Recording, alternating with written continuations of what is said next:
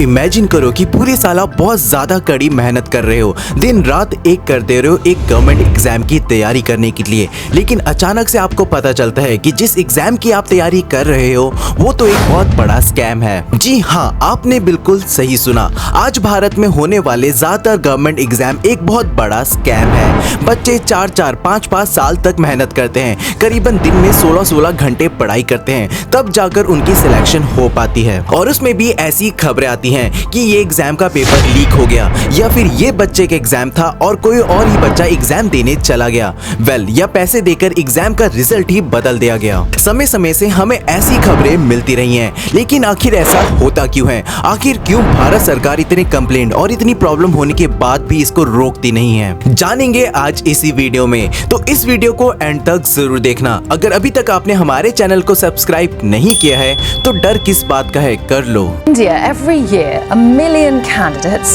apply to sit what's said to be one of the toughest exams in the world.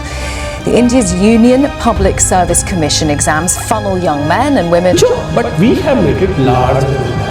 UPSC, civil service की, UPSC, civil service, UPSC, UPSC एक चक्रव्यूह जैसा है कि आप एक बार एंटर कर गए तो आपको बाहर या तो आप सक्सेसफुली निकलोगे या तो फिर आप चक्रव्यूह में रह जाओ। बात है 8 सितंबर 2024 की, जब दिन एकदम नॉर्मल था, लेकिन अचानक से एक लड़का अपने टेरेस पर जाता है और वहां से जंप कर देता है और उसकी वहीं मौत हो जाती है। ये घटना है महाराष्ट्र की, जहां करीबन 8:30 बजे यूपीएससी का एक स्टूडेंट सुसाइड कर लेता है। और जब इन्वेस्टिगेशन करी जाती है तब हमें एक सुसाइड नोट मिलता है जिसमें लिखा होता है कि I am sorry mummy papa, मैं आप लोगों के ड्रीम्स को पूरा नहीं कर पाया। और इतना ही कहकर ये महाराष्ट्र का लड़का अपनी जिंदगी को खत्म कर लेता है। ऐसी एक स्टोरी तो बिल्कुल भी नहीं है। आज यूपीएससी के स्टूडेंट इतने ज्यादा इंटेंस प्रेशर से गुजरते हैं कि अगर आप और हम इसकी जगह हो तो शायद हमारा भी कुछ ऐसा ही हाल हो। अगर आपको ये समझना है कि यूपीएससी का एग्जाम इतना ज्यादा डिफिकल्ट क्यों है, पहले आपका ये समझना जरूरी है कि आखिर यूपीएससी का एग्जाम भारत सरकार के लिए इतना इंपॉर्टेंट क्यों है। दोस्तों, यूपीएससी की शुरुआत आज से करीबन 100 साल पहले 1926 में हुई थी। पहले इसका नाम रखा गया था पब्लिक सर्विस कमीशन, फिर इसका नाम बदल के रख दिया गया फेडरल सर्विस कमीशन, और फाइनली इसके बाद हमें मिलता है यूनियन पब्लिक सर्विस कमीशन यानी कि यूपीएससी। यूपीएससी में सिलेक्ट होने वाले पहले पर्सन जो थे वो थे सत्येंद्र नाथ टैगोर।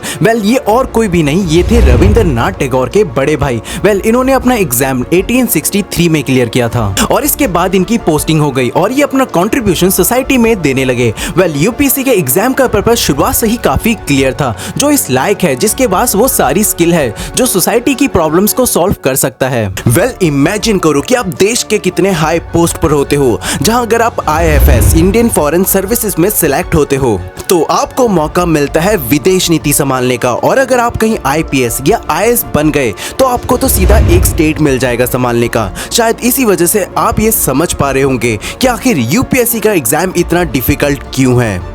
आज भारत में 130 करोड़ लोगों की पॉपुलेशन है, जिसमें से लगभग 80 करोड़ लोग हैं जो 30 साल की उम्र से कम हैं, और इसमें से लगभग 10 से 15 लाख बच्चे हैं जो हर साल यूपीएससी के एग्जाम में अपीयर होते हैं।